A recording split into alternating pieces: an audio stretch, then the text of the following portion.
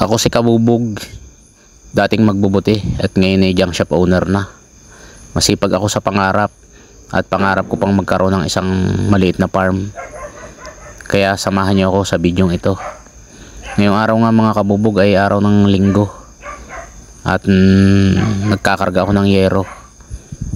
Ako lang mag-isa mga kabubog dahil yung aking pamangkin at saka yung aking anak ay kinausap ko kahapon at sinabi ko na duty sila ngayon, half day sila. Ngunit alas 2 na, wala pa sila mga kabubog. Mahalaga kasi sa akin ang oras. Pagka sinabing half day o sinabing ganitong oras at hindi nagpahalaga ang aking kausap, ay hindi ko rin sila pinapahalagahan, kahit na ako yung mag-isa, basta hindi sila tumupad sa usapan, ay kahit ako yung mag-isa ay tutuparin ko yan pag sinabi kong ako yung mag-isa. Gawa ng masasanay sila na hindi sumusunod sa usapan sila naman binabayaran ko, kahit anak ko, kahit pamangkin ko binabayaran ko.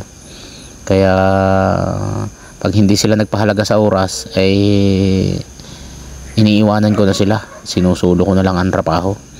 May driver naman ako mga kabubog, kaya lang nitong mga nakakaraang ay ulan ng ulan at medyo tumumal ang kalakal. Kaya sabi ko huwag ka na munang pumasok at pahinga ka na muna, tatawagan na lang kita pagka medyo malakas na uli. Okay naman sana yung kinuha kong driver mga kabubog, kasi driver pahinante na siya, marunong din siya magkating at marunong din siyang magpaklas. Sabi nga all around ang usapan. Kaya lang medyo matumal mga kabubog, kayang kaya ko mag-isa Kaya ayan, hinabot na nga ako ng gabi dyan mga kabubog at halos umabot na rin ako sa bubong. Talagang sinubukan ko kung kakayanin kong mag-isa mga kabubog. At nung malapit na ako matapos, tinawagan ko na yung anak ko at nagpatulong na lang ako pag